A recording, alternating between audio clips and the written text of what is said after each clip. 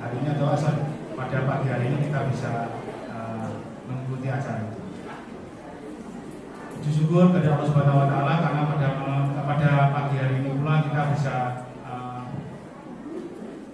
bersama-sama mengikuti acara ini ya. Nah, agar acara ini bisa berjalan dengan baik, mari kita sama-sama berdoa, kita baca Fatihah terlebih dahulu.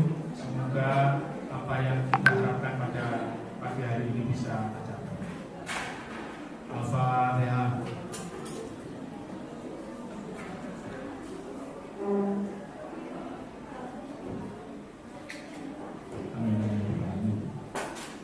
Adapun rangkaian acara pada pagi hari ini sebagaimana disusun adalah kita akan pertama menyanyikan lagu Indonesia Raya, lalu kemudian pembukaan oleh Ibu Kepala SMP Negeri 41 Surabaya. Yang kedua adalah pembukaan acara oleh Ibu Kepala Perpustakaan Wahana Baca SMP Negeri 41 Surabaya. Lalu kemudian paparan yang pertama dari Bunda Iman tentang belajar asik lewat mendongeng.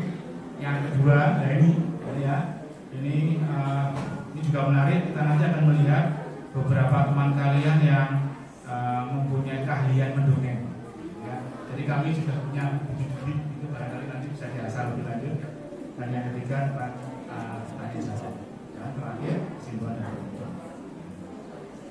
Acara kita yang berikutnya adalah menyanyikan lagu Indonesia Raya. Pada teman-teman sudah siap? Teman operator? Mari kita berdiri terlebih dahulu.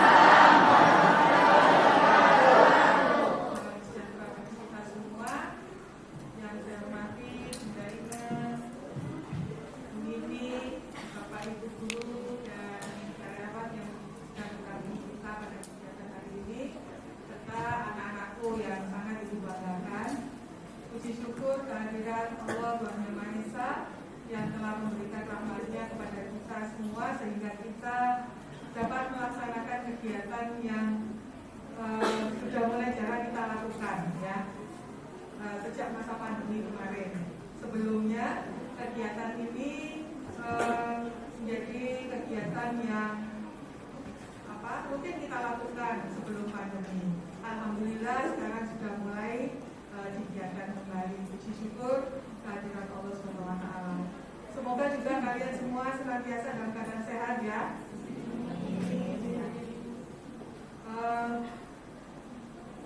hari ini merupakan kehormatan Bunda Inga berkesempatan hadir di sini dengan materi yang mungkin saya juga ingin tahu, Bu. Penasaran juga, gimana orang-orang kok kepo ya.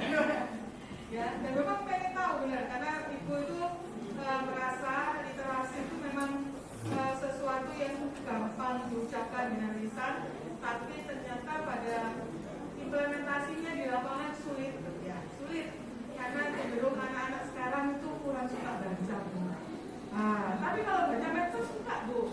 Nah, itu yang berarti literasi digitalnya lebih bagus daripada literasi baca tulisnya. Karena yang kita tahu ya, literasi itu macam-macam. Jadi kalau untuk SAP ada 6 macam itu yang dasar itu. Yang paling dasar itu sebetulnya yang baca tulis, Bu. Nah, malah di agama kita yang agama Islam ya pasti tahu itu ayat pertama turun tuh bunyinya apa. Ya, baca kan gitu ya. Nah, tapi kenapa kok anak-anak susah kalau belajar dengan membaca?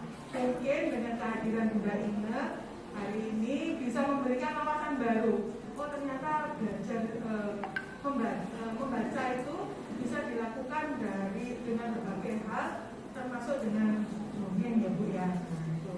Nah, anak-anak ini suatu hal yang baru yang mungkin bisa nanti kalian implementasikan pada diri kalian dan nanti bisa juga ditularkan kepada teman-teman. Semoga program baik ini terus berlanjut ya begini ya, jadi program kita, perpustakaan kita ya selalu berbagi tentang literasi sehingga anak-anak SMP 41 memang jago di literasi ya, jadi mampu memanfaatkan literasi untuk membangun masa depan kalian nanti. Karena semua itu saat ini kalau kita kurang dalam literasi kita ya kita ketinggalan, ya ketinggalan. Nah, untuk mencapai ke sana banyak cara. Gak usah khawatir, nanti pakai cara yang menurut kalian itu paling pas bagi diri kalian. Mungkin itu yang bisa saya sampaikan. Sekali lagi terima kasih Bu Ina atas kehadirannya. Terima kasih teman-teman khususnya dari tim Perpus yang sudah menginisiasi kegiatan pada hari ini. Semoga bermanfaat. Saya akhiri. Wassalamualaikum warahmatullahi wabarakatuh.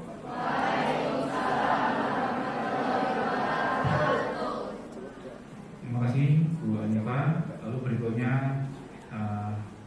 sambutan oleh Ibu Kepala Perpustakaan dan Pemimpin 41 Surabaya Bu Nini Angkede. Kami silakan. Assalamualaikum warahmatullahi wabarakatuh.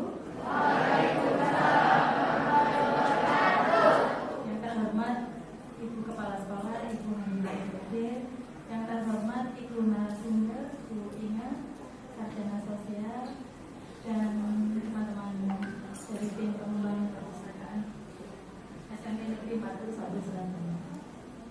Khususnya juga anak-anakku semua yang berada di sini. Kalian adalah wakil kelas terpilih oleh wali kelas. Ini berharap kegiatan ini akan selalu ada seperti yang Ibu Kepala Sekolah tadi sampaikan ya.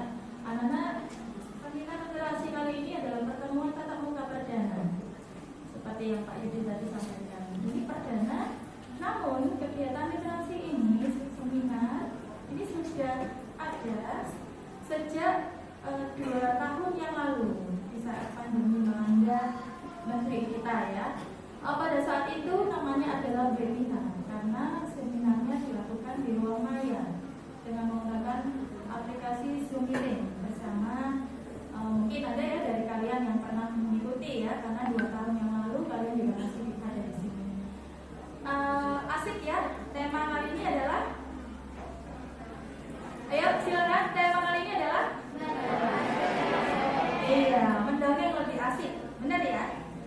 Oke, belajar asik lewat mendongeng, Bapak Ibu. Iya. Anak-anak, untuk bisa mendongeng, apa modalnya? Literasi, betul sekali. Apapun modalnya, keterampilan apapun ya, kalian akan mencapai apapun, apalagi yang menyangkut kemampuan verbal, ya, mendongeng adalah salah satu kemampuan verbal, adalah modalnya membaca. Oke, hanya sekilas saja yang bisa saya sampaikan. Mudah-mudahan kegiatan ini akan selalu membangun, menginspirasi kita semua. kalian semua untuk selalu berliterasi. Demikian yang ingin bisa sampaikan. Assalamualaikum warahmatullahi wabarakatuh.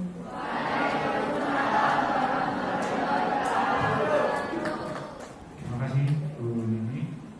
Lalu berikutnya acara utama kita pada pagi hari ini tentang belajar asik lewat ini. Pertama kali perkenankan saya menyampaikan pengalaman Bunda Ina ini dan dokumen-dokumen ini. Beliau adalah dosen luar biasa storytelling vokasi UNER tahun 2015 sampai sekarang. Beliau juga founder Kumpul Dongeng Surabaya dan co-founder Read Aloud Surabaya. Beliau juga pendongeng, penulis ini, dan senang membuat laguan Sanak Sederhana. Beliau juga penggagas dan penyelenggara Festival Dongeng Surabaya sejak 2015 sampai sekarang. Dan juga terakhir beliau adalah pengurus daerah Gerakan Pemasarakatan Minat Baca Jawa. Wah, ini memang nampak pas betul dengan temanya Bu Nini di dunia untuk literasi kita pada tahun ini, barangkali diawali dengan tema seperti itu.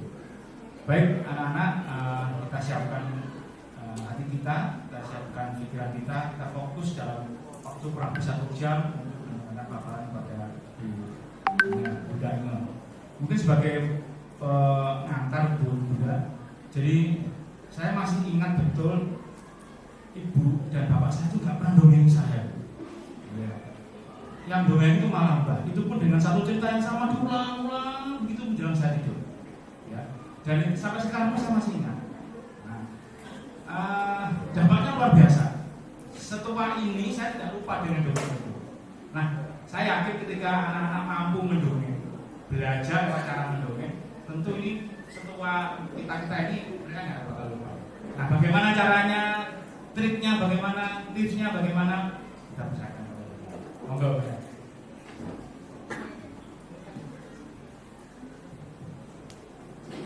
Terima kasih. Assalamualaikum warahmatullahi wabarakatuh.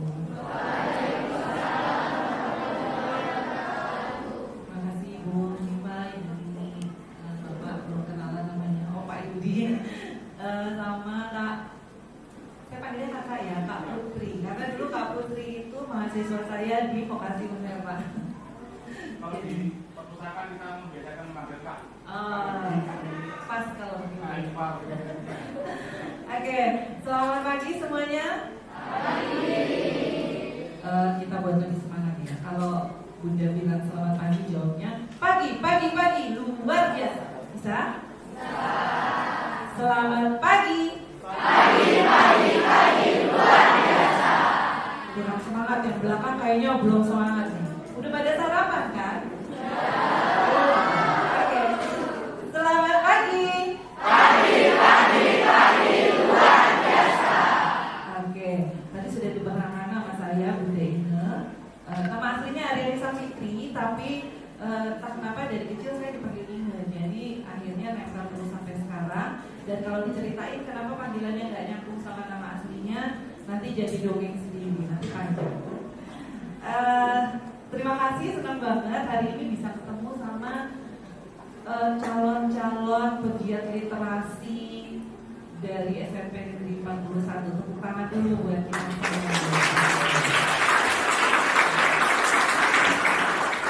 Harapannya dari teman-teman semua ini akan bisa menularkan semangat berliterasi kepada teman-teman lain yang ada di luar sana. Di sini siapa yang suka baca?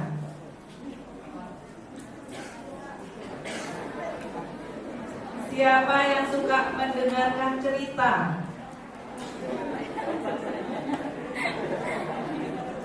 Siapa yang suka bercerita? Oh, ada. Siapa yang suka curhat? Semuanya suka curhat. Oke. Ibu saya ingin di depan boleh ya?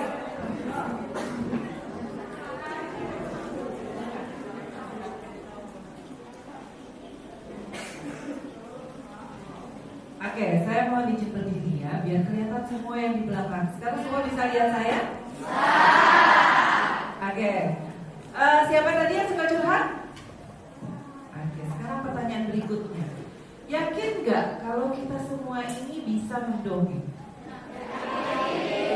Ada yang geleng-geleng, ada yang bilang yakin. Coba yang geleng-geleng angkat tangan. Siapa yang nggak yakin kalau kita semua bisa dongeng? Kenapa, Mas? Kenapa nggak yakin? Karena nggak bisa menyusun kata-katanya. Ada lagi? Siapa lagi yang angkat tangan tadi? Yang nggak yakin kalau kita semua bisa dongeng? Siapa yang angkat tangan tadi? Ayo. Ayo, nggak apa-apa. Berbeda pendapat itu boleh. Siapa tadi yang angkat tangan? Ayo, ada yang geleng-geleng tadi di sini nih. Kakak ya. Ayo, geser. Kenapa Kak nggak yakin kalau kita bisa dongeng?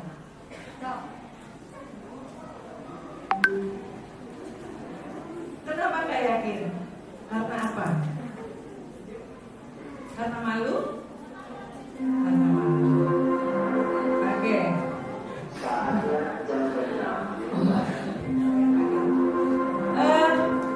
Sekarang tadi pertanyaannya siapa yang suka curhat? Semuanya, kayaknya hampir semuanya ada. Sekarang Bunda mau tanya, kalau kita curhatnya pakai apa? Pakai suara, pakai apa lagi? Pakai hati, pakai apa lagi? Ada nggak kalau orang curhat ya? Misalkan curhat, tahu nggak? Kemarin itu aku tuh baru diputusin loh. Aku tuh nembak, aku terus ditolak, terus aku sedih banget. Jadi sekarang ini aku lagi sedih. Jadi aku sebel banget, kesel sama dia. Soalnya dia bilang aku. Ada nggak yang curhatnya kayak gitu? Curhatnya kayak gitu atau gini? Tahu nggak? Sebel banget. Aku tuh baru diputusin. Kemarin aku nembak dia, ditolak. Ada nggak yang curhatnya kayak gitu? Kalau curhat itu biasanya pakai ekspresi atau flat kayak TV? Flat kayak TV? Ekspresi. Nah, kalau kita bisa curhat pakai ekspresi, itu modal utama kita mendongeng. Berarti kalau kita bisa ngomong, kita bisa curhat sama orang, kita bisa pakai ekspresi saat curhat, berarti itu adalah modal kita untuk mendongeng. Berarti pada dasarnya semua orang bisa mendongeng. Dongeng itu apa sih? Kita mendongeng itu boleh dibantu PPT-nya.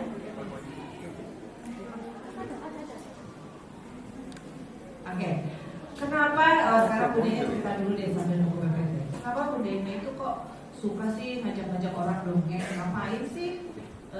Apalagi anak SMP disuruh dongeng. Aduh, apaan anak SMP suruh dongeng? Pada suatu hari kayaknya gak banget deh kalau anak SMP disuruh kayak gitu, ya nggak? Iya. Tapi kenapa Budenya itu pingin banget ngajak orang-orang itu mendongeng? Karena mendongeng itu, atau kita biasa sebut storytelling, adalah sebuah senjata untuk kita membuat orang bergerak tanpa kita memerintah. Percaya nggak? Pernah lihat iklan apa ya? Bukan. Iklan yang bagus storytellingnya itu iklan apa ya? Sebentar ya. Tadi ingat terus sekarang lupa. Ada yang tahu nggak? Ada iklan yang pakai cerita. Iklan sampo. Tahu nggak iklan sampo yang ceritanya tuh bersambung pendek, tapi kita jadi penasaran lihat terus iklannya.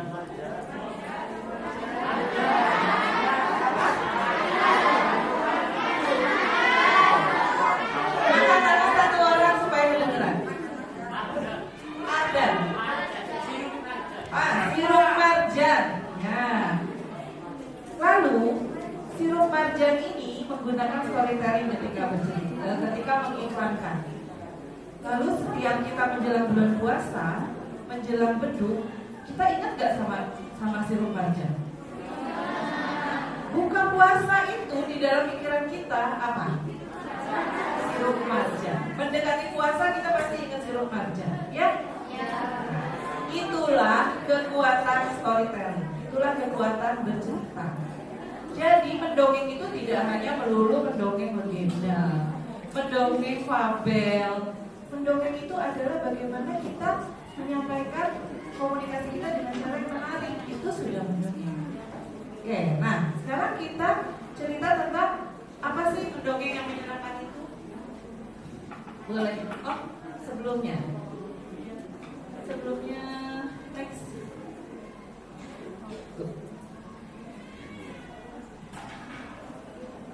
Oke. Habis ini saya mau ajak main dulu. Boleh berdiri semuanya? Supaya nggak pegel, duduk terus. Oke, sekarang semua berdiri. Tangan kanannya semua seperti ini. Bisa? Tangan kanannya semua gini. Di bawah aja, maksud saya kasih lihat yang di belakang. Tangan kirinya taruh di telapak tangan teman di sebelahnya. Ayo, yang ada jauh merapat. Tapi yang terlalu pegang. Berarti ini merapat ke sini. Paham nggak? Jadi harus nyambung. Tangan kirinya taruh di atas telapak tangan yang sebelahnya. Iya, dari mana? Tangannya begini ya, yang kiri begini ya.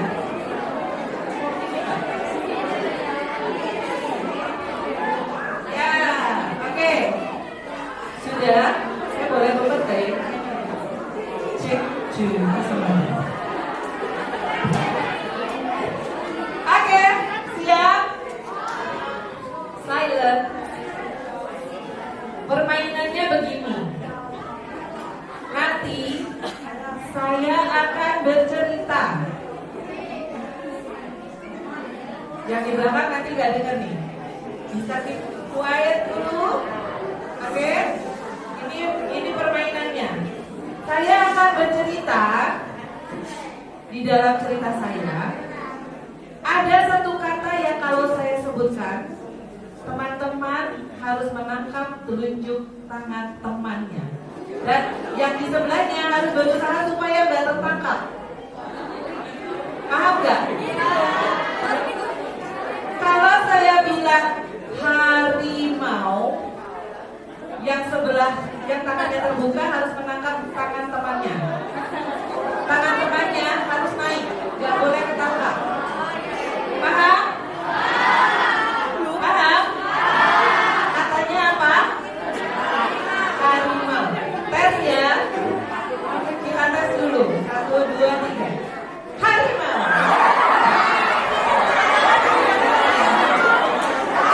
Oke. Siap.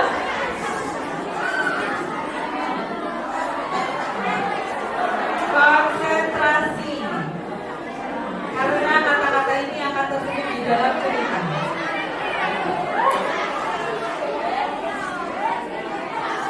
Oke, kita mulai ceritanya. 1, 2, 3.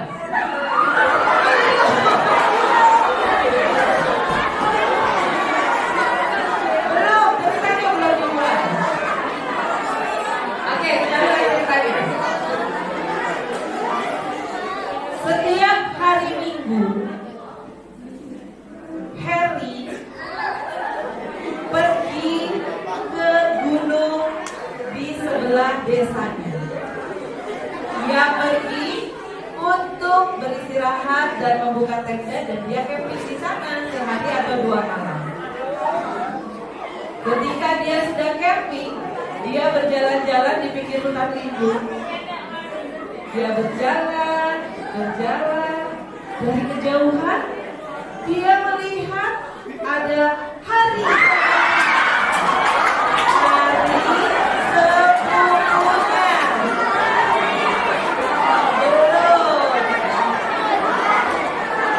Oke. Sambung lagi tangannya. Ada hari sepupunya.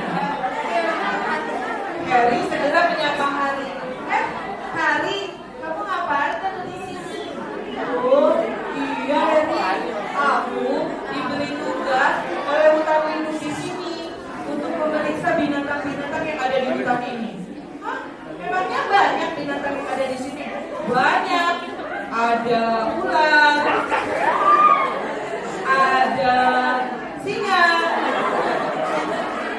burung-burung, ada harimau nggak?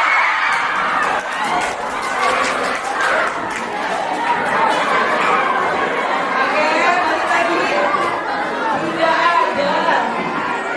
Tapi kemarin, kamu lagi tangannya? Tapi kemarin saya dengar binatang-binatang di sini semuanya sakit, makanya aku disuruh ke sini untuk memeriksa. Oke, kalau begitu kamu bermain hati-hati ya. Kamu camping di sini kata hari sebelum hari. Belum, hari sebelumnya hari. Keesokan harinya Harry kembali berjalan dan dia kembali bertemu dengan hari sebelumnya.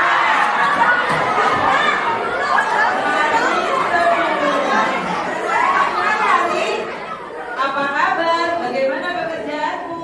Wah, aku sudah selesai melakukan pekerjaanku. Ternyata binatang-binatang di sini semuanya aman dan sehat, termasuk harimau. Oke, silakan duduk. Terima kasih.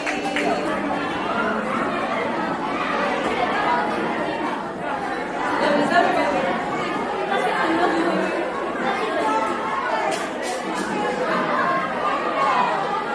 Oke. Kenapa kita melakukan permainan sebelum kita melakukan belajarnya? Karena kalau hati senang, otak menyerap lebih banyak. Benar nggak? Belajar itu kalau sambil main-main senang, ya kan? Ya, itulah kenapa dongeng juga jadi penting, karena ketika mendongeng semua dibuat jadi lebih menarik. Nah, apa itu mendongeng? Siapa yang mau menjawab? Apa itu mendongeng? Ada yang menjawab? Apa itu mendongeng? Bercerita di depan umum. Yes, bagus. Ada lagi yang mau menceritakan apa itu mendongeng? Menjawab apa itu mendongeng? Apa enggak? Apa enggak? Mendongeng itu apa? Ayo bebas. Menurut kita apa? Jangan takut salah. Iya, silakan Mas. Apa mendongeng itu? Mengutarakan isi pikiran. Good. Ada lagi? Bercerita kepada orang lain. Betul. Ada lagi? Apa itu mendongeng?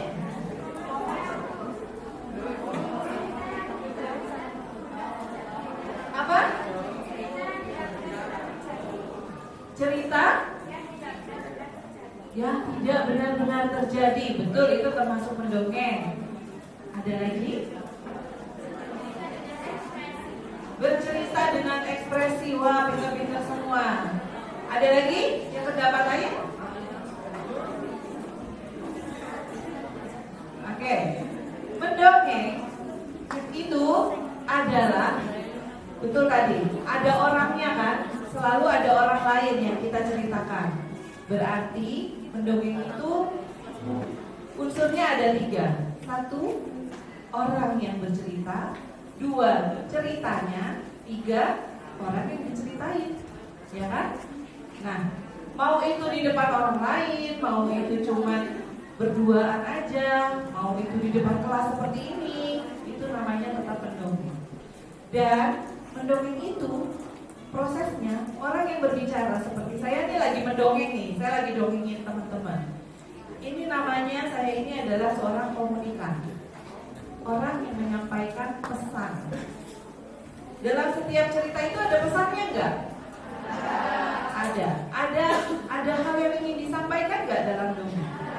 Ya, itu adalah pesan. Jadi ketika ada komunikan, ada pesan, kemudian teman-teman ini adalah, maaf, kembali, saya komunikator dan teman-teman ini komunikannya. Nah, ketika ada komunikator, ada pesan, dan ada komunikannya, yaitu teman-teman semuanya, itulah namanya dongeng. Itulah dongeng. Dongeng itu adalah, sederhananya adalah sebuah proses komunikasi. Siapa yang tidak pernah berkomunikasi di sini? Ada? Gak ada. Pasti setiap manusia pernah berkomunikasi. Dan itu kenapa saya bilang semua orang bisa mendongeng. Karena semua orang itu bisa berkomunikasi. Bedanya apa? Kalau dongeng itu dikemas, dibuat menjadi sesuatu yang menarik. Tidak harus cerita legenda, tidak harus cerita apapun dikemas dengan menarik supaya orang paham pesan kita dan bisa ingat pesannya. Seperti tadi contohnya sirup marjan. Contohnya sirup marjan itu supaya orang ingat, setiap ingat sirup pasti diomongnya marjan. Itu pesan yang ingin disampaikan dan dia mengemasnya dengan cara yang benar. Oke. Dari Albert Mehrabian, ini ada elemen penting dalam berkomunikasi. Yang pertama adalah vokal, yang kedua itu verbal, yang ketiga itu visual. Yang dimaksud dengan verbal itu adalah kayak tadi Mas saya bilang, pemilihan kata-kata itu adalah masuk dalam verbal. Bagaimana saya memilih kata-kata. Kemudian vokal itu intonasi, jeda, artikulasi, temponya itu masuk di dalam vokal. Dan yang ketiga itu adalah visual. Visual itu penampilan kita, postur, gestur, ekspresi itu masuk di dalam visual. Dan tahu nggak hasil penelitiannya Albert Mehrabian? Ternyata verbal itu hanya memegang peranan 7% dari keberhasilan sebuah komunikasi. Yang banyak apa? Yang banyak itu visual. Jadi bagaimana kita menyampaikannya dengan menarik itu lebih penting dibandingkan materi yang kita sampaikan. Kecil, bungkuk, dan sedang duduk. Kalau Afla tadi pembayangannya keriput dan pendek. Kalau Aini duduk. Padahal saya mau menceritakannya itu dia lagi nyapu. Nah, kan beda kan? Nah, itu yang membuat kita penting untuk bisa melakukan show ketika bercerita. Jangan telling. Kalau telling itu langsung. Aflah duduk sebelahnya siapa? Aflah duduk di sebelah Intan, sedang mendengarkan cerita. Itu telling. Tapi kalau kita showing, ada seorang anak laki-laki yang memakai masker hitam, berambut cepat, agak ganteng. Ganteng. Dan dia duduk di sebelah seorang anak perempuan yang berjilbab. Tubuhnya sedang, matanya besar, dan juga bermasker hitam. Itu telling. Ya. Paham ya? Showing sama telling bedanya apa, paham ya? Oke, lanjut. Oke, sekarang pemilihan cerita. Ini kalau kita mau mendongeng ya. Kalau kita mau mendongeng atau memberikan cerita kepada teman-teman, pilih cerita itu yang sederhana, tapi pesannya kuat. Jadi jangan ceritanya yang panjang tapi terus pesannya apa gak jelas. Cari pesan yang kuat. Pesan apa yang ingin disampaikan oleh kita di dalam cerita itu. Itu juga ketika kita mau berkomunikasi, ketika mau membentuk sebuah presentasi, pastikan dalam presentasi kita itu kita punya pesan yang jelas. Ini presentasinya mau presentasi tentang apa sih? Misalkan mengajarkan empati kepada sesama siswa, kepada sesama remaja. Pesannya tentang empati. Berarti kita kemas pesan itu supaya si empatinya ini yang muncul dengan kuat. Jadi cari pesannya yang sederhana aja tapi kuat, dan itu yang diperdalam, dibangun suasananya, dibangun image-nya orang tentang itu, tentang ceritanya. Kemudian sesuaikan dengan karakter kita. Kalau kita orangnya nggak pecicilan, jangan bercerita dengan gaya pecicilan, pasti jadinya nggak nyaman.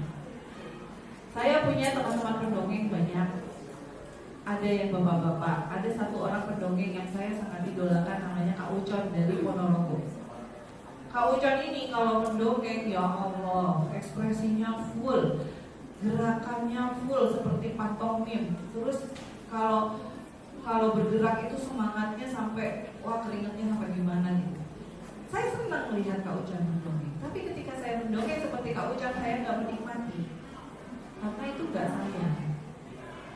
Jadi cari karakternya teman-teman. Ketika mau berkomunikasi di depan, aku nih karakternya seperti apa? Cara berkomunikasinya yang membuat nyaman itu bagaimana? Itu dicari ya. Boleh pertama kali kita melihat dulu public speaking yang sudah sukses. Siapa sih public speaker idolanya teman-teman? Ada nggak? Siapa? Maudy Ayunda. Terus siapa lagi? Siapa? Najwa Shihab. Siapa Kak? Sherlia Anandita. Terus siapa lagi? Kenapa kamu suka Sherlia Anandita? Karena Kak Mas sedikit. Karena penyampaiannya mudah dipahami. Ada lagi siapa? Raditya Dika. Siapa yang suka Raditya Dika? Wah, nggak ada. Siapa lagi yang disukai? Najwa Shihab itu keren ya. Kenapa kamu suka Najwa Shihab? Karena apa?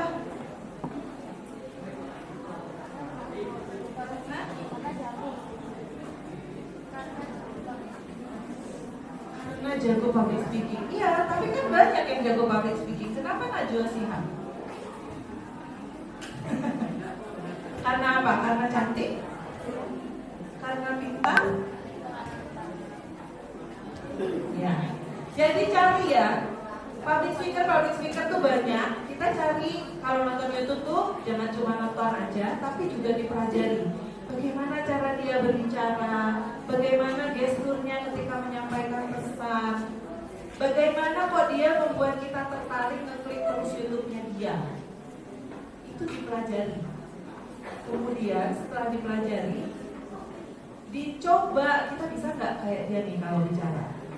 Pertamanya diikuti dulu, lama-lama kita akan menemukan gaya kita sendiri. Ya. Oke, lakukan bedah naskah. Nah ini bedah naskah kalau kita ada satu cerita yang sudah jadi, lalu kita mau menceritakan itu artinya cerita itu jangan plek-plek kita baca sesuai dengan yang diceritakan, tapi kita bongkar dulu di bagian mana yang mau dibuat. Masa ya? Bukan. Kemudian bangun theater of mind. Theater of mind itu seperti tadi ketika kita telling, kita membangun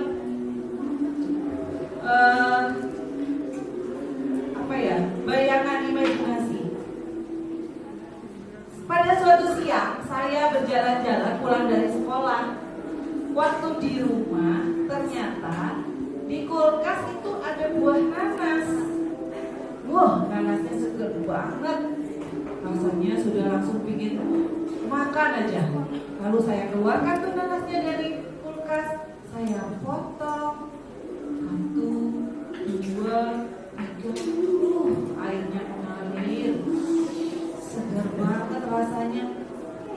Tapi rasanya kurang afdol kalau nggak pakai bumbu rujak. Aku bikin bumbu rujak dulu. Aku ambil cabai rawit. Aku ulek. Lalu aku potong-potong nanasnya. Aku ambil. Aku coret rujaknya. Lalu aku masukkan ke dalam mulut. Rasanya enak sekali. Siapa di sini yang ngecas? Yang keluar air liurnya karena mendengar cerita nanas. Ada? Nah, kalau kita membangun theater of mind, kurang lebih seperti itu. Kita membuat orang membayangkan apa yang kita lakukan, sehingga orang itu tergerak untuk masuk ke dalam dunia kita. Itu dalam dongeng. Itu ya. Next. Nah, unsur dalam mendongeng ada ini: cerita, suara, bahasa tubuh, ekspresi, dan kontak mata. Ini penting. Kenapa kontak mata penting? Kenapa kontak mata penting? Karena bisa meyakinkan. Bayangkan kalau kita mau cerita, teman-teman tahu nggak? Ternyata ya narkoba itu nggak boleh loh dimakan, nggak boleh loh kita gunakan, itu sangat berbahaya untuk remaja. Tapi kita ngomongnya sambil duduk, sambil lihat ke atas. Kira-kira orang yang kita ajak bicara yakin nggak dengan apa yang kita bicarakan? Tidak. Jadi kontak mata itu adalah kunci. Kita lakukan kontak mata. Tapi gimana Bu? Aku tuh suka nggak pede kalau lihat mata orang tuh tambah deg-deg. Ada nggak yang kayak gitu? Siapa yang kayak gitu di sini? Aku kasih tips kalau yang nggak biasa melihat orang, kontak mata itu bikin tambah deg-deg. Tipsnya adalah jangan lihat matanya, lihat tengah-tengah keningnya. Iya, aku lagi melihat Afla, tapi aku nggak lagi lihat mata Afla, aku lihat lagi kening Afla. Itu bikin aku nggak deg-deg karena aku nggak lihat tengah matanya. Tapi ini hanya untuk pemula yang masih deg-degan. Makin lama harus makin dilatih untuk berani berkontak mata. Tips yang berikutnya, kalau audiensnya banyak seperti ini, di dalam audiens yang banyak ini pasti akan ada 1, 2, atau 3 atau beberapa orang yang memperhatikan kita dengan baik. Fokus sama orang-orang itu. Fokus sama yang ngangguk-ngangguk, fokus sama yang senyum-senyum ngelihat omongan kita, fokus sama orang-orang yang mendukung apa yang kita omongkan. Itu akan membantu kita lebih percaya diri ketika berbicara di depan. Oke? Paham? Ekspresi. Betapa pentingnya ekspresi. Bayangin kalau kita ngomong tapi nggak ada ekspresinya, pasti nggak nyaman. Atau ketukar ekspresinya, ada nggak yang pernah ketukar? Tahu nggak? Kemarin adekku jatuh ke dalam sumur.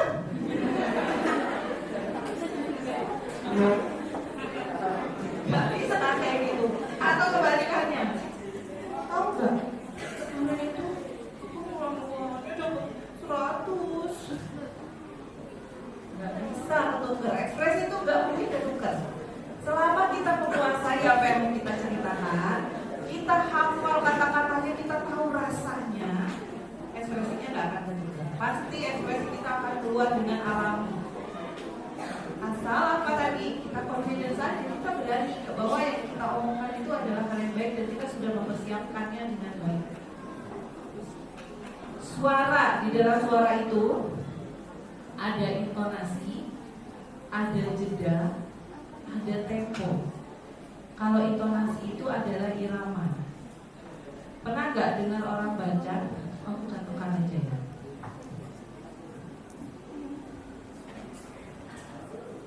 Siapa yang pernah baca buku Laskar Pelangi? Ada? Ada yang sudah pernah baca?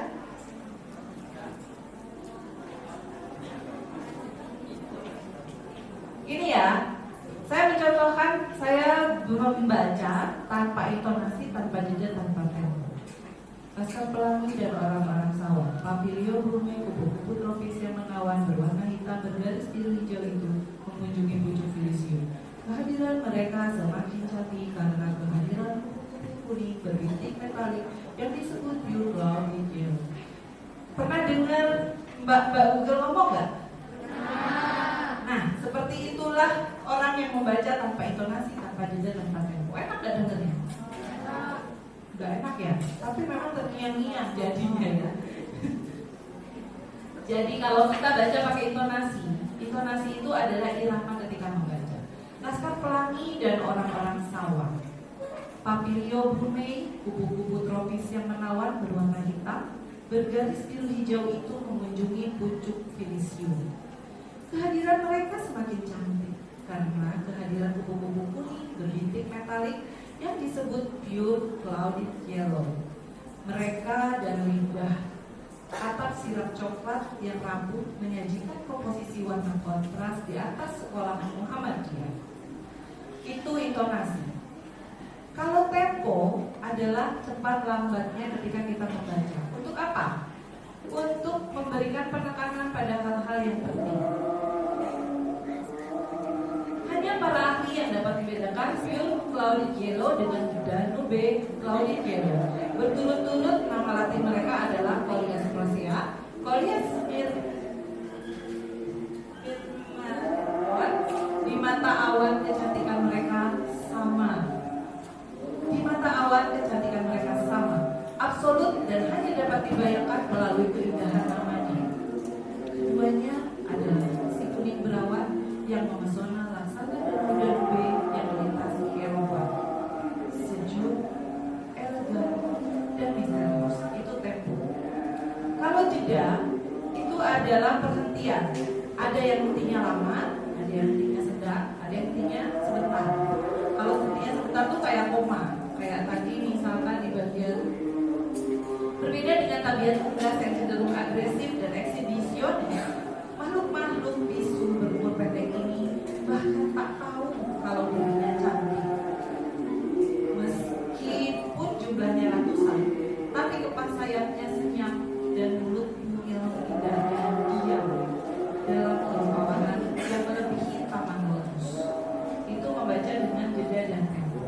Jadi ketika membaca itu jangan lempeng-lempeng aja intonasinya. Kita latihannya seperti apa? Latihannya baca keras-keras. Jadi baca buku atau baca apa tuh bacanya keras. Jadi kayak tadi saya lakukan, itu kita akan mengetahui intonasi kita monoton atau enggak. Rata-rata kalau yang bacanya nggak pakai intonasi jeda itu monoton seperti ini. Saat ratusan pasang dan beton di kilo berpatroli melingkari lingkaran daun-daun filisium, maka mereka menjelma menjadi pasir kuning di dermaga Olivier. Sayap-sayap yang menyala itu adalah pernah nggak dengar yang bacanya seperti itu? Dan kalau baca satu halaman kayak gitu, bosan nggak dengar? Itu kenapa kita perlu latihan. Latihannya baca buku, bacanya dikerasin, lalu kita tahu di mana kita intonasinya harus melambat, temponya melambat, di mana jedanya. Kalau perlu direkam pakai recorder HP, kita baca keras, lalu kita teliti nih, enaknya di mana nih yang kita baca. Oh yang ini harusnya intonasinya naik, oh yang ini harusnya intonasinya turun. Itu cara latihannya. Oke, kemudian next. Sekarang alur cerita. Jadi kalau kita mau bercerita atau membuat cerita atau menulis, kita harus kenali alur cerita ini. Dalam alur cerita itu seperti gunung. Saya ibaratnya seperti gunung. Jadi di bawah ini ada tahap pengenalan. Kalau kita baru naik gunung, itu adalah tahap pengenalan. Mengenalkan tokohnya dulu, latar tempat, latar waktu, itu kita kenalkan di awal. Beranjak ke tengah, itu kemunculan konflik. Konflik-konfliknya mulai muncul. Aduh, ada sinyal. Oke. Masih kedengaran suaranya? Masih. Di tengah-tengah, aku agak merapat. Di tengah-tengah gunung itu adalah tahapan kemunculan konflik. Jadi di situ muncul konfliknya. Misalkan kalau cerita anak nih, ada seorang anak bernama Dodi. Dia sedang berjalan pagi hari. Tiba-tiba Dodi bertemu dengan Dodo. Dodo mengajak Dodi untuk pergi ke sungai, tapi Dodi tidak boleh pergi ke sungai sama ibu. Nah itu mulai muncul konflik. Apakah Dodi mau pergi ke sungai atau tidak? Di tengah-tengah paling atas, di tengah-tengah yang paling puncak itu adalah konfliknya memuncak. Ketika Dodi dan Dodo diajak bermain, Dodi bingung. Aduh, aku kan gak boleh pergi ke sungai sama ibu. Alah, ayolah, kan ibuku gak tahu. Tapi aku gak boleh. Ayolah, ikut. Akhirnya mereka pergi ke sungai. Ketika mereka sedang berenang di sungai, benar saja sungai itu sedang terjadi banjir bandang. Nah, itu konfliknya memuncak. Akhirnya Dodi hampir terseret air. Untung saja ada Pak RT lewat. Oh, Pak RT itu apa? Ini saya ngarang sih. Pak RT lewat. Lalu Pak RT memberikan kayu dan Dodi akhirnya pergi ke pinggir dan selamat. Dodi menyesal sekali karena tidak menuruti pesan ibunya. Ini konfliknya mulai menurun. Kemudian konklusi. Akhirnya Dodi sadar bahwa ketika ibu melarang pasti itu ada bahayanya. Nah, itu adalah keadaan. Itu adalah konklusi atau kesimpulan. Jadi ketika kita membuat alur cerita, pastikan akan ada tahap pengenalan tokoh, latar tempat, latar waktu, kemudian muncul konflik, di atasnya akan ada konflik memuncak, konfliknya mulai menurun, lalu ada solusinya. Nah, penutup itu akhir cerita. Kebanyakan itu isinya adalah solusi dan kesimpulan. Kesimpulan dari cerita itu. Nah ini, kalau kita bercerita, sering sekali ketika ada anak yang bercerita, itu selalu diakhiri dengan pesan moral dari cerita ini adalah, perlu nggak? Sekarang Bunda tanya deh sama teman-teman, so Bunda nih cerita nih panjang tentang Timun Mas misalkan. Terus setelah selesai panjang ceritanya udah enak, terakhirnya pesan moral dari cerita ini adalah bagaimana perasaannya teman-teman?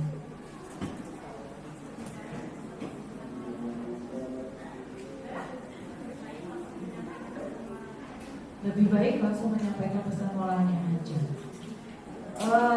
Ya, tapi dengan cara apa? Kira-kira menarik gak kalau sebuah cerita terus ditutup dengan pesan moral dari cerita ini adalah, atau jadi teman-teman kita itu gak boleh, senang gak kalau begitu? Senang gak apalagi remaja? Gak enak kan abis cerita senang-senang dengerin cerita terus tiba-tiba dinasehatin ya? Ya betul ya? Jadi bagaimana caranya? Diskusi. Caranya diskusi. Misalkan ketika Buto Ijo mengejar Timun Mas dan akhirnya Buto Ijo tidak berhasil, lalu kita pesan moralnya, misalkan Timun Mas itu, pesan moralnya kita harus berani. Padahal sadar nggak teman-teman, yang salah tuh siapa sih di dalam kasus Buto Ijo dan Timun Mas? Siapa? Ibunya. Kenapa? Karena dia tidak menepati janji, betul gak? Terus siapa yang bilang Buto Ijo ngambil Timun Mas mau makan Timun Mas? Ada gak? Padahal mungkin Buto Ijo itu kesepian, ingin punya teman, ya kan? Nah hal-hal seperti itu kan gak bisa kalau kita tutup dengan pesan moral yang menurut kita, karena teman-teman pasti punya pendapat yang berbeda-beda. Jadi itu kita lakukan dengan diskusi. Nah teman-teman, menurut kalian gimana ceritanya? Teman-teman punya pendapat gak? Teman-teman lebih suka Buto Ijo atau Timun Mas? Itu ditanyakan. Jadi terjadilah diskusi, terjadilah dialog. Itu kalau kita bercerita. Kalau misalkan pesan moralnya itu juga harus disampaikan, usahakan disampaikannya bukan kita sebagai narator, tapi kita sebagai tokoh. Kayak tadi Dodi ya tadi namanya. Dodi menyesal sekali. Oh iya, aku jadi menyesal karena tidak menuruti kata-kata ibu. Lain kali aku akan selalu ingat pesan ibu, karena kalau ibu berpesan pasti itu baik untukku.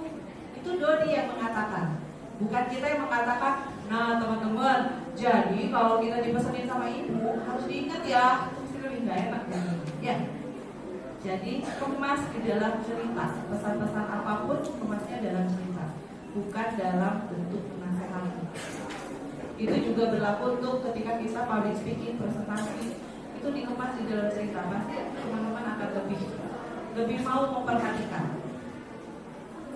Oke, apakah sudah habis? Oke, saat kita bercerita pastikan kita menyukai dan menguasai ceritanya. Ini yang paling penting. Kenapa?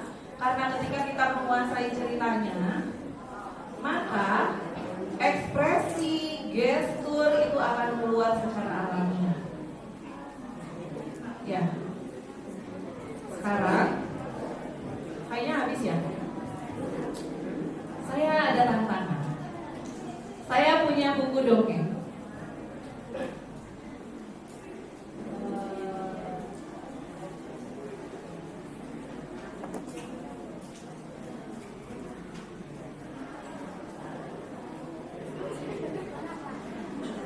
Ada cerita di dalam buku ini. Saya akan bacakan satu halaman, tapi halaman berikutnya saya mau minta teman-teman yang ke depan harus berani. Siapa yang berani melanjutkan cerita yang saya bacakan? Oke? Ada ada bonusnya deh. Oke ya, siap ya? Ceritanya tentang Momo mencari tutul. Cerita dari Vasilisa Agatha dan ilustrasinya oleh Ariana Dita.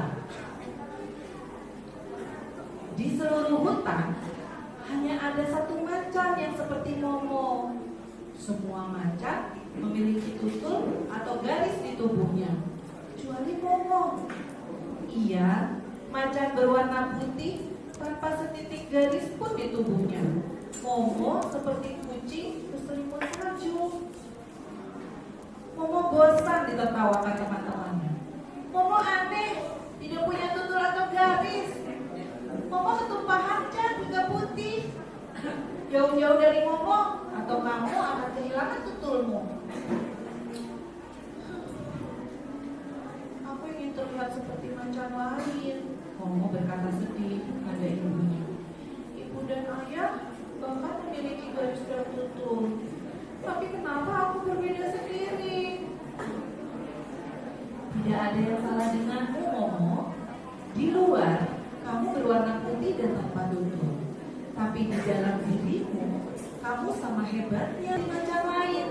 Ayah dan ibu berusaha meyakinkan Momo agar tidak sedih lagi. Jika aku sama hebat seperti yang lain, kenapa aku tidak punya teman? Oke, siapa yang lanjutkan? Ayo, angkat tangannya. Kalau nggak angkat tangan, saya tunjuk. Ditunjuk aja? Tunjuk aja. Oke. Siapa yang saya tunjuk?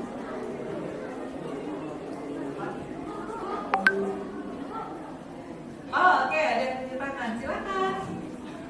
Oke, tepuk tangan dulu dong.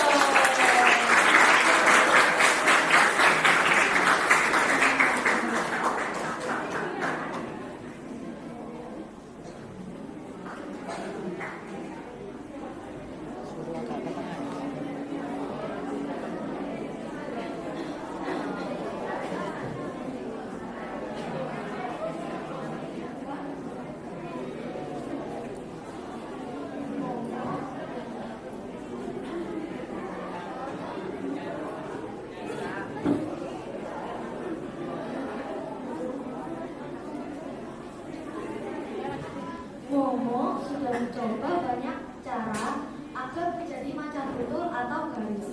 Momo mengecat tubuhnya sendiri dengan cat hitam, tapi hujan segera menurunkan catnya. Momo berenang di dalam lumpur, tapi bulu-bulunya menjadi kaku. Momo berjemur di padang lumpur, tapi tubuhnya justru terlihat semakin putih berkilau. Momo tetap saja seperti kucing berselimut salju. Saat sedang berjemur, itulah Momo melihat seekor macan putih dengan tutul sedang berlari cepat melintasi padang. Persis seperti yang ia harapkan. Tanpa membuang waktu, Momo segera mengejarnya. Halo macan tutul, katakan kepadaku, bagaimana caranya memiliki tutul sepertimu? Momo berteriak, memanggil di sela-sela berlari mengejar si macan. Wah, baru kali ini Momo menemukan macan yang berlari sangat cepat. Aku bukan macan, aku Cita Putih, penghuni padang rumput. Katanya berteriak tanpa mengurangi kecepatan berlarinya. Jangan berhenti, kutunjukkan kepadamu bagaimana mendapatkan tutul. Terima kasih. Tunggu bukunya.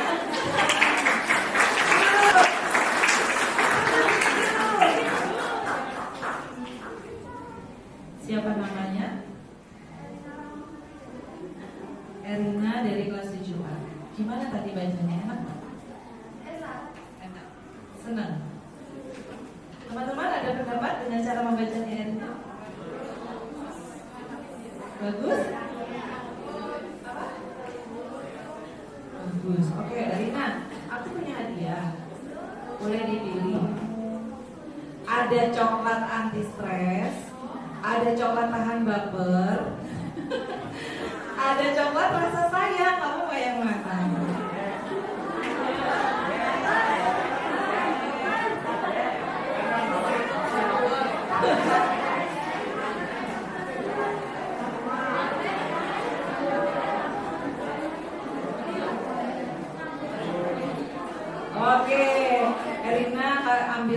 obat stres. Emang kamu stres kenapa? Oke, terima kasih. Terus baca ya. Oke, next. Tadi Erina sampai tunjukkan kepadamu bagaimana mendapatkan tutul. Nah, siapa yang mau melanjutkan? Oke, nanti sebelah sini ya.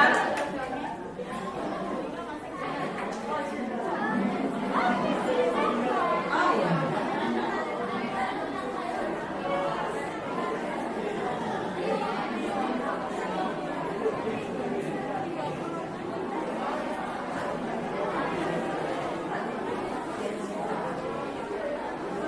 Wah, Mama senang sekali. Akhirnya ada yang tahu cara mendapatkan tutul. Maka Mama terus berlari mengikuti Cita. Ia lari tersengal-sengal, tapi tidak mau berhenti demi mendapatkan tutul.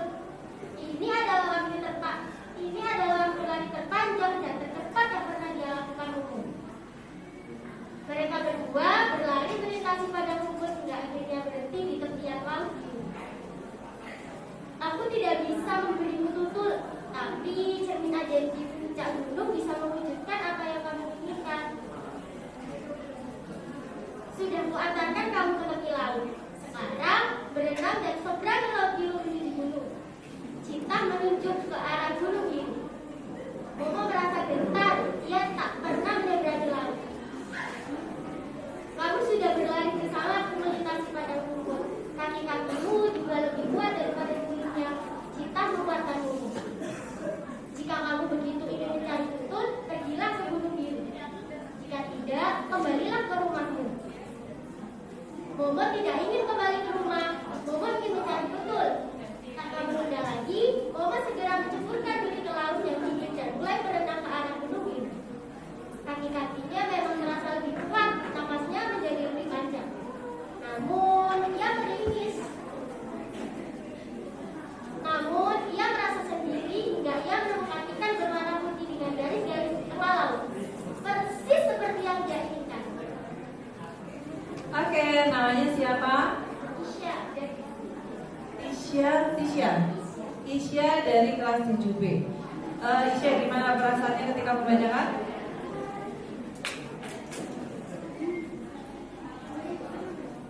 Lumayan menunjukkan. Teman-teman, ketika mendengar Isya membaca gimana? Bagus ya. Bantu cara membacanya. Hanya satu aja, temponya. Nanti temponya mungkin karena deg-degan, jadi temponya ngebut pengen cepat selesai. Kamu sudah gitu, pengen cepat selesai. Teman-teman, Isya ini ternyata juga pintar mendongeng. Jadi sekarang kita lihat ya Isya mendongeng. Setuju? Oke, Isya langsung mendongeng ya. Oke.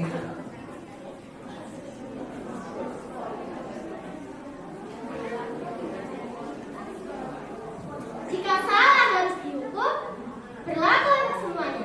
Assalamualaikum, apa kabar semuanya?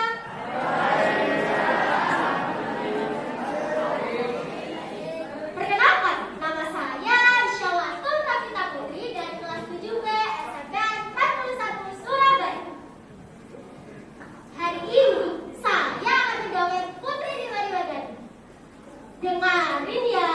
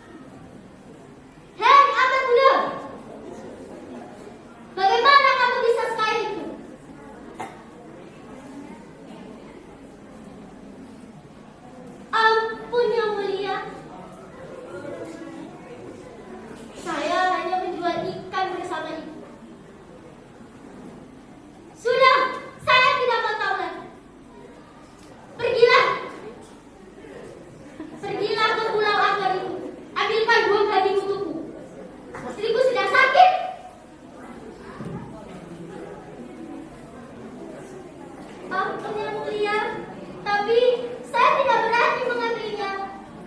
Pulau itu sangat teramat angker.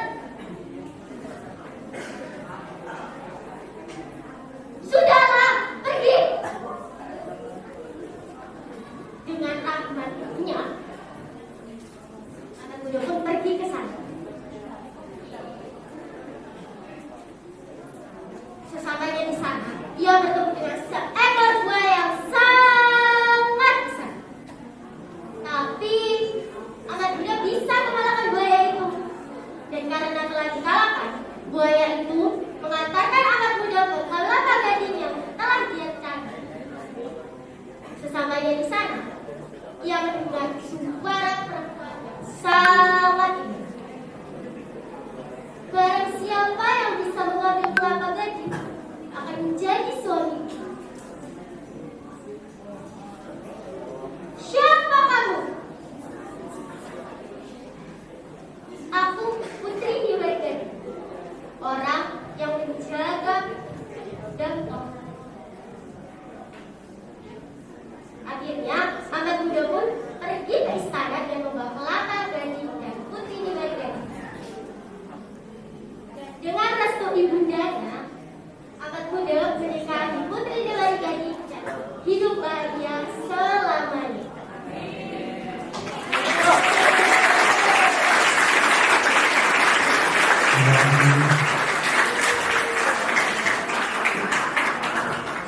Aminin coba ya. Oke. Apa tadi namanya lupa? Isya belajar dongeng ini berapa lama? Dari kelas 5 SD. Dari kelas 5 SD, berarti sudah hafal. Isya menghafal atau menceritakan dengan bahasa Isya tadi? Menceritakan dengan bahasa Menceritakan dengan bahasa sendiri. Oke. Udah oke banget penampilannya. Cuma mungkin karena gede di depan kakak-kakak kelas ya. Jadi gak ada mata-mata sama audiensnya, itu mungkin akan lebih menarik kalau Isya tadi tuh langsung ngomongnya ceritanya ke kakak-kakak gitu. Kayak misalkan aku mau bercerita tentang langsung, jadi kakak-kakak di depan itu merasa lagi diceritai sama Isya. Ya, nanti bisa lebih baik lagi kalau kontak matanya bagus tuh tadi udah bagus banget. Kemudian tadi catatannya saat penongkohan. Saat penongkohan itu sebenarnya tidak harus selalu Isya itu berubah tempat. Jadi kalau tadi kan Isya gini, lagi jadi siapa? Ya raja ya. Raja kan Isya di sini. Terus Isya ke sini. Terus naik lagi. Kalau dialognya sampai 10 kali, kalau kayak Bunda udah nggak sanggup naik duluan. Itu nggak usah. Maksudnya nggak terlalu perlu kita merubah posisi. Yang penting kita merubah gestur.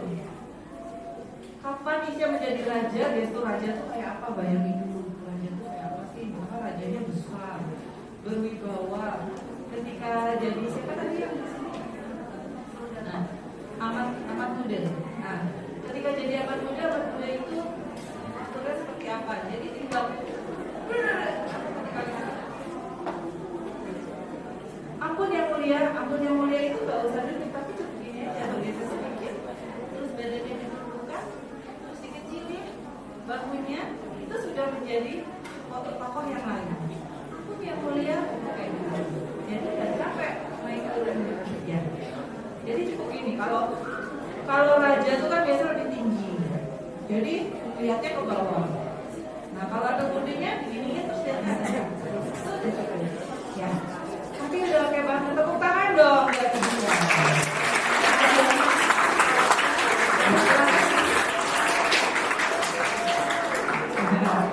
Isya memilih coklat rasa sayang. Aku sayang padamu. Terima kasih. Ada lagi ya Bu? Tapi sayangnya hadiahnya tinggal satu. Aduh. Kayaknya coba oval. Jadi supaya ada Nova atau Prima. Oke, yang berdua tadi katanya. Ya apa-apa berdua dia Ini mewakili nasib kita, Nova laki-laki tadi ya. Nova atau Prima? Ayo berdua aja nggak apa-apa. Oh, bawa alat ibu. Bawa alat itu pakainya. Ayo. Nah.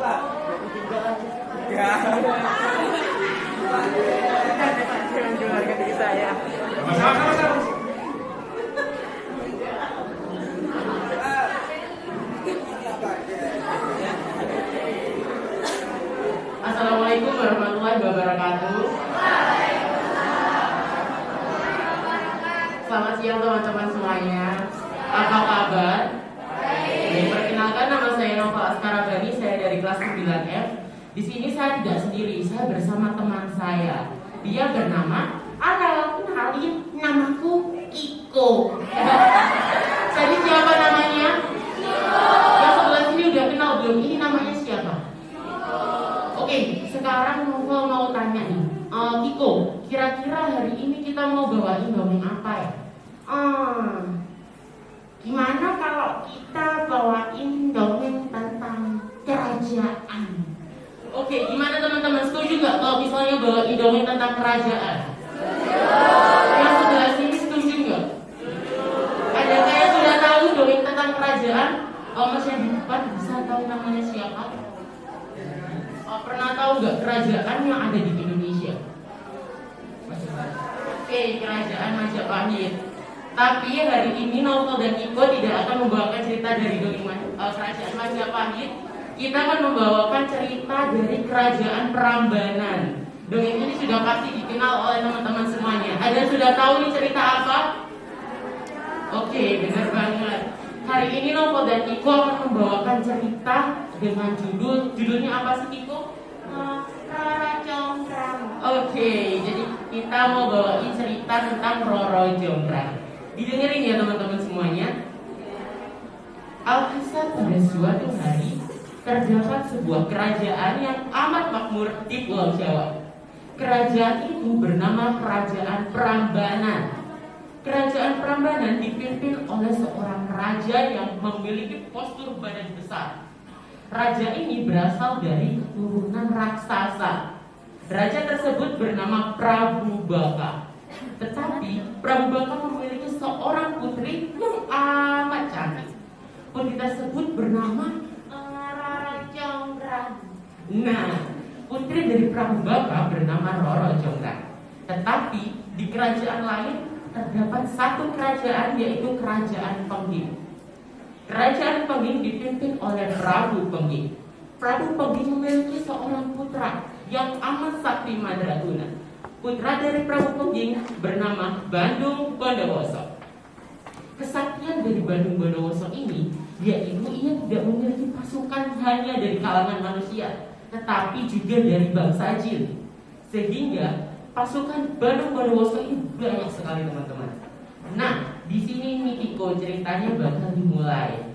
Suatu hari Kerajaan Pengging ini memperluas daerah kekuasaannya. Akhirnya Raja Pengging memutuskan untuk menyerang daerah Kerajaan Prambanan untuk memperluas wilayah tersebut. Dalam pertempuran tersebut, Prabu Boko yang merupakan raja dari Kerajaan Prambanan ternyata tewas. Dan yang membunuh Prabu Boko yaitu putra dari Prabu Pengging. Siapa tadi namanya Kiko? Bandung Bondowoso. Oke. Jadi yang berhasil membunuh Prabu Boko adalah Bandung Bondowoso. Dengan demikian, otomatis Bandung Bondowoso diangkat menjadi raja di Kerajaan Prambanan. Bandung Bondowoso ternyata memiliki cinta kepada Roro Jonggrang yang merupakan Prabu Boko. Tetapi cinta dari Prabu Bandung Bondowoso tadi tidak dibalas oleh Roro Jonggrang. Kalau bahasa zaman sekarang sih namanya cinta bertepuk sebelah tangan. Udah pasti tahu semua kan? Nah, oke, mau dengerin cerita kelanjutannya enggak? Nah, cerita selanjutnya, Bandung Bondowoso mengungkapkan rasa cintanya kepada Roro Jonggrang. Ia berkata, hai Roro Jonggrang, maukah kamu menjadi istriku? Kata Bandung Bondowoso. Aku mau menikah denganmu, asalkan kamu membangunkanku 1000 candi dan 2 buah sumur dalam waktu 1 malam. Tantangan tersebut terdengar amat mustahil untuk kita. Tetapi bagi Bandung Bondowoso hal tersebut tidak ada apa-apanya. Bandung Bondowoso segera memanggil pasukan jinnya untuk membantunya dalam membangun 1000 candi dan 2 buah sumur yang menjadi syarat agar ia dapat menikahi Roro Jonggrang. Alkisah pasukan jin Bandung Bondowoso berhasil membangun 999 candi dan 2 buah sumur dalam 1 malam. Roro Jonggrang yang mengetahui hal tersebut pun merasa panik. Ia pergi menemui dayang kesayangannya yang bernama Bibi Sumi. Bibi Sumi pun memutar cara bagaimana agar dia bisa menggagalkan rencana Bandung Bondowoso itu. Kalau menurut Kiko gimana ya caranya biar bisa digagalkan? Kalau menurut aku sih kita bacain aja ayat Quran, kan jinnya takut. Ya tidak kayak gitu. Jadi ceritanya kayak gini Kiko. Bisumi ini menyuruh seluruh daya istana untuk membakar jerami dan pergi ke ufuk timur, juga membunyikan lesung dan membangunkan semua ayam di kerajaan untuk berkokok hingga membuat suasana pagi seperti itu. Nah, Alkisah ternyata rencana Bisumi ini berhasil. Para pasukan jin pun ketakutan karena mengira bahwa hari telah pagi. Tuan, pembangunan jin tidak bisa dilakukan. Candi ini tidak bisa dilakukan, Tuan. Hari telah pagi, kami harus kembali, kata pasukan jin dari Bandung Bondowoso. Bandung Bondowoso mengetahui hal ini pun tidak terima. Ia yakin bahwa Roro Jonggrang tengah memainkannya. Akhirnya Bandung Bondowoso pun mendatangi Roro Jonggrang. Hai Roro Jonggrang, kamu telah menipuku. Aku tahu ini adalah hasil rencanamu. Aku tidak bersalah. Aku tidak pernah menipu. Dengan demikian, Roro Jonggrang tidak terima. Ia berusaha membuktikan bahwa dirinya tidak bersalah. Tetapi dengan kekuatan yang dimilikinya, Bandung Bondowoso pun dapat mengetahui bahwa sebenarnya dalang dari pembuatan suasana pagi tersebut adalah Roro Jonggrang dibantu oleh Bisumi. Hingga akhirnya dengan kekuatan sakti yang dimilikinya, Bandung Bondowoso mengubah Roro Jonggrang menjadi arca batu, melengkapi 999 candi yang telah dibangun. Hingga saat ini, arca batu dari Roro Jonggrang tersebut dapat disaksikan di Candi Prambanan yang terletak di Klaten, Jawa Tengah. Nah, teman-teman sekalian, kira-kira ada yang tahu nggak apa sih hikmah yang bisa dipetik dalam cerita ini? Kalau yang sebelah sini ada yang tahu nggak apa hikmah yang dipetik dari cerita ini? Oke, hikmah dari cerita ini yaitu tidak boleh membohongi semua orang. Karena kalau kita membohongi, kira-kira kenapa ya Tiko? Kalau kita bohong nanti kita jadi batu. Kalau kita bohong kita kena batunya gitu ya. Jadi teman-teman semuanya, pesan moral dari kisah ini yaitu kita jangan menjadi orang yang serakah, juga jangan suka berbohong. Oke, bisa diterima semuanya?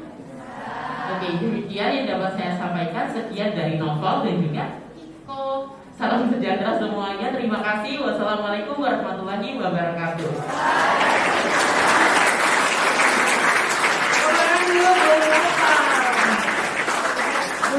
Itu tentang Novel dari Novel masih SD.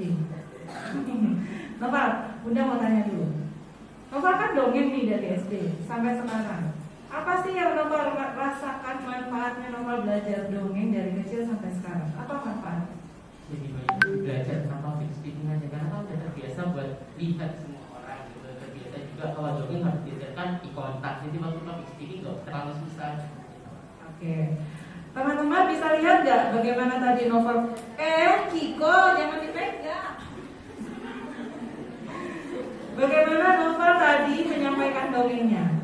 Menyenangkan nggak? Padahal tadi Novel itu nggak pakai terlalu banyak ganti-ganti suara atau acting, tapi dongengnya nyampe nggak ke teman-teman? Teman-teman tertarik nggak untuk mendengarkan kelanjutan ceritanya? Ya, itulah kekuatan bercerita. Novel semangat ya, terus mendongeng dan tularkan ke adik-adiknya. Keren. Nah, karena Novel terakhir, jadi Novel dapat coklatnya, coklat tahan lapar. Iya buat Kiko ya, makasih ya Kiko.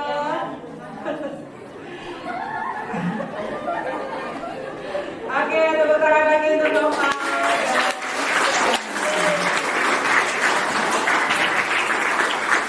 Ya, itu tadi kekuatan bercerita dan semoga teman-teman semua yang ada di sini juga mau berusaha dan sebenarnya gak perlu usaha terlalu besar. Ada 5 tips and trick rahasia yang mau Bunda sampaikan. Kalau kita mau bercerita dengan baik, yang pertama latihan, yang kedua latihan, yang ketiga, yang keempat, yang kelima, latihan. Ya, itu aja, latihan terus, coba terus. Setiap ada kesempatan untuk berbicara di depan depan umum, cobain. Jangan takut salah, jangan takut diketawain, karena setiap percobaan kita di depan sini akan menambah kemampuan kita terus lagi dan lagi. Dan satu lagi, seorang pembicara yang baik adalah seorang pembaca yang baik. Jadi kalau kita rajin baca, kayak tadi akhlak katanya kalau dongeng suka lupa kehilangan kata-kata. Kalau kosakata kita penuh, itu kita nggak akan kehilangan kata-kata untuk berbicara. Jadi isi terus kosakatanya dengan cara apa? Banyak mendengarkan, banyak membaca. Jadi pembicara yang baik itu juga pendengar yang baik, juga pembaca yang baik. Oke? Semoga yang hari ini Bunda sampaikan bermanfaat dan teman-teman bisa menerapkannya kepada teman-teman yang lain juga untuk diri sendiri, supaya nanti kita bisa menjadi seorang pencerita yang baik. Ya? Oke, terima kasih. Kalau begitu cukup ya. Sudah ya? Ada yang mau cerita lagi.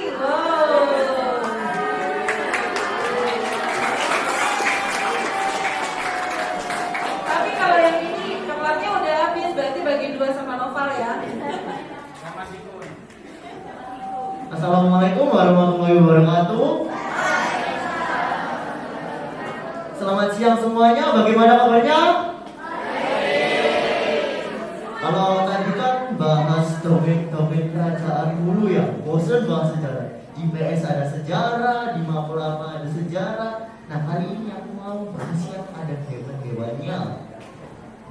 Aku mau mendongeng, yaitu kelinci dan kura-kura.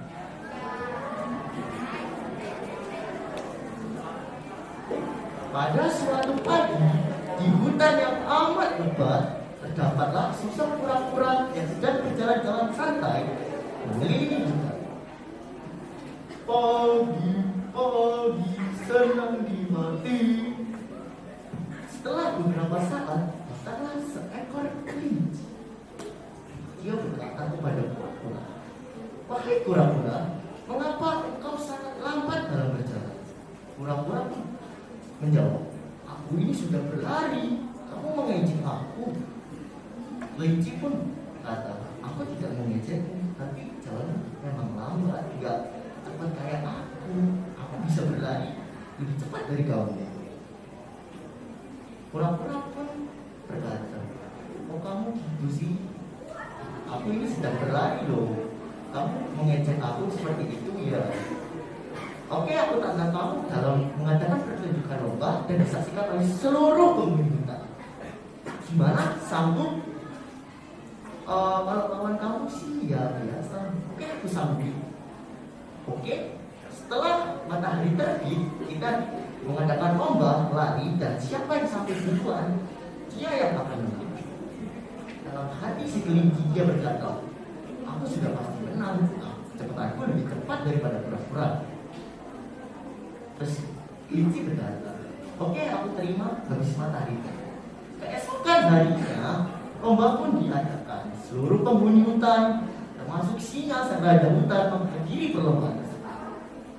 Dan tanggapan para penghuni hutan, mereka lebih mendukung bahwa kelinci yang menang karena kecepatan kelinci jauh lebih cepat daripada kura-kura.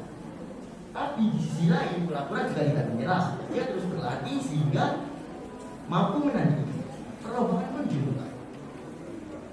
Kelinci dengan amat cepatnya dia berlari sekencang-kencangnya, meninggalkan jauh dari kura-kura.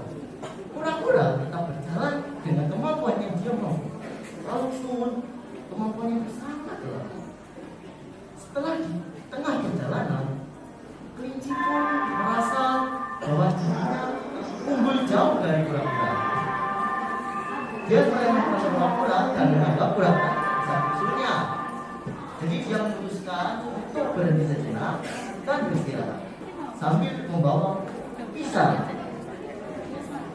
Nah, kelinci ini lama banget kan, masih lama tak kita makan pisang ini dulu.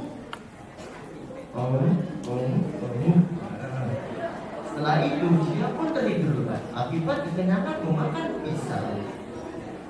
Setelah itu kura-kura tetap berlari hingga ia melihat seekor kelinci yang sedang tertidur pulas. Kura-kura pun berkata, dia enak banget nih tidur. Wah, kesempatan aku nih buat membalas dia. Pura-pura pun terus berlari sekuat tenaga hingga dia melihat garis di besi. Penghuni hutan pun takjub dan tidak melihat seekor kelinci di sini. Dia hanya melihat seekor kura-kura. Setelah itu banyak penghuni hutan yang menyoraki bahwa kura-kura benar. Kura-kura kemana? Kelinci pun terbangun. Dia berkata, wah, kura-kura, ada apa ini? Apakah kura-kura telah menyalipku? Dia pun bergegas lari tidak tahu. Menyusul kura-kura. Namun sudah terlambat karena kura-kura sudah hampir mencapai sini. Tibalah semua saksi menyaksikan pertunjukan lomba tersebut dan diumumkan bahwa kura-kura lain menang. Di sini kelinci pun merasa seperti kecewa karena telah membina kemampuan kura-kura. Dan dia berkata, aku minta maaf ya kura-kura, aku kemarin menghina kamu karena larimu yang sangat indah. Ini aku menyesali apa yang aku berbuat. Kura-kura pun dengan santai menjawab, memaafkan permintaan maaf kelinci. Iya, gak apa-apa, tapi lain kali jangan menghina orang lain ya. Semua orang kemampuan yang berbeda di bidangnya masing-masing. Sekian dari saya. Wassalamualaikum warahmatullahi wabarakatuh.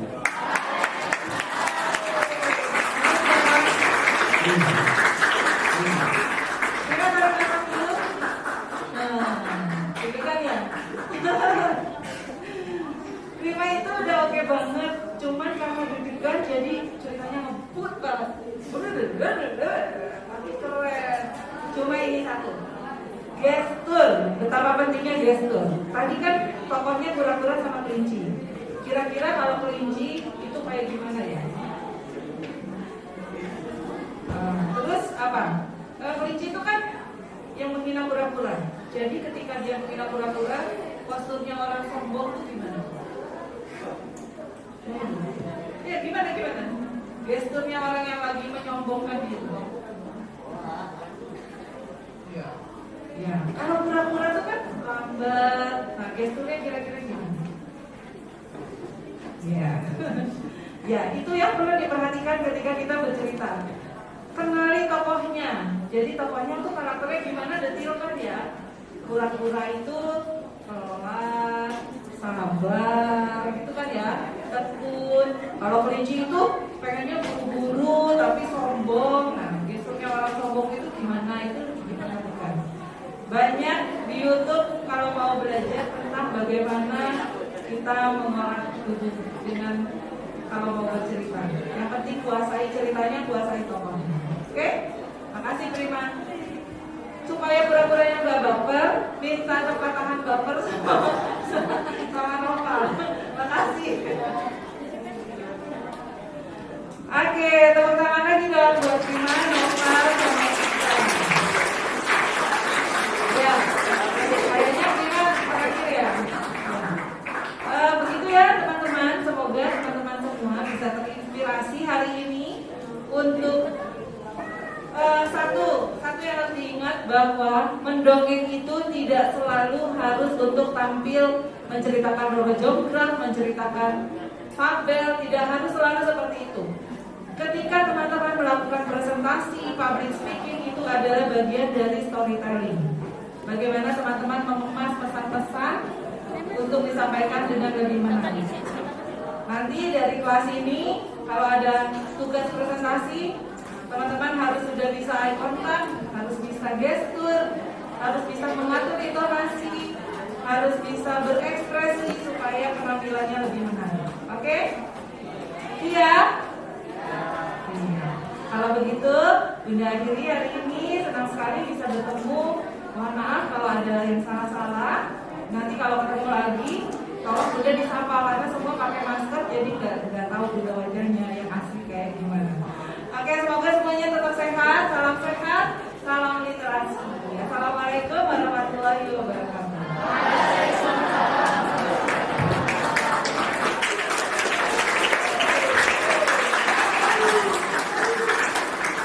Jadi ada 3 hal yang bisa kita coba di rumah nanti.